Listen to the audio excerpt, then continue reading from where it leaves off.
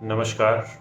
मन के भाव सेगमेंट में एक नया भाव लेकर आया हूँ और ये भाव है वृद्ध जो जन होते हैं उनकी स्थिति से संबंधित, उनके लिए गए कुछ निर्णयों से संबंधित। शीर्षक है वृद्धाश्रम बनाऊंगा। एक बुजुर्ग बीमार रहने लगते हैं, गंभीर बीमार हो जाते हैं और काफ़ी दिन हॉस्पिटल में रहने के बाद वो घर आते हैं। घर पर उनके कमरे में उनके रहने की व्यवस्था की जाती है, नौकर रखे जाते हैं, नर्स रखी जाती है। धीरे धीरे कमरे पर पोते पोतियों का आना बंद हो जाता है, बेटे और बहू भी आना बंद कर देती हैं और ये बात जो बुजुर्ग है उनको अच्छी नहीं लगती है। किसी भी बुजुर्ग को ऐसी बात अच्छी नहीं लगेगी उनसे उनका परिवार कट जाए। तो एक दिन जब वो बालकनी में टहल रहे होते हैं तो वो अपने बेटे और बहू की बात सुनते हैं उनके कमरे से। बहू कह रही होती है कि पिताजी बीमार हैं तो क्यों ना हम उनको किसी वृद्धाश्रम में या किसी हॉस्पिटल में प्राइवेट कमरे में ठहरा दें, कहीं बच्चे बीमार ना हो जाएं।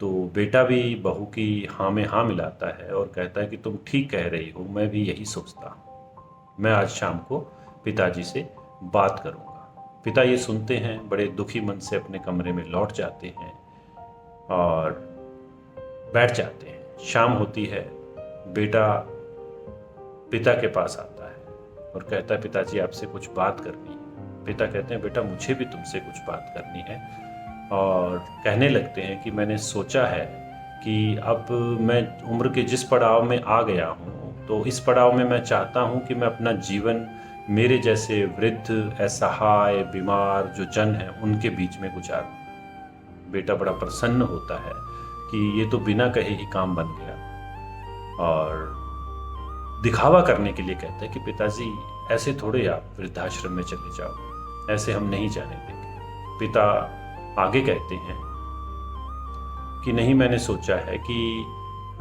अब मैं इस घर को वृद्धाश्रम बनाऊंगा। अब इस बंगले में मैं मेरे जैसे असहाय, बीमार और जिनका कोई नहीं है परिवार में, उनके ठहरने के लिए इस घर को वृद्धाश्रम में बदल दूंगा। कमरे में सन्नाटा छा जाता है और पिता फिर कहते हैं कि मुझे कहते हुए बहुत बुरा लग रहा है बेटा, परंतु अब तुम्हें अपने लिए कहीं और रहने की व्यवस्था करनी पड़ेगी। तो कई बार हमारे बुजुर्गों को हमें सीख देने के लिए कुछ कड़े फैसले लेने पड़ते हैं, इसलिए हमें हमारे बुजुर्गों का सम्मान करना चाहिए और उनकी जो मन की भावनाएं हैं उनको समझते हुए उनके जो वृद्धावस्था है उसमें उनके साथ रहना चाहिए, ताकि किसी भी बुजुर्ग को ये ना कहना पड़े कि मैं अपने घर को वृद्धाश्रम बनाऊंगा। नमस्कार।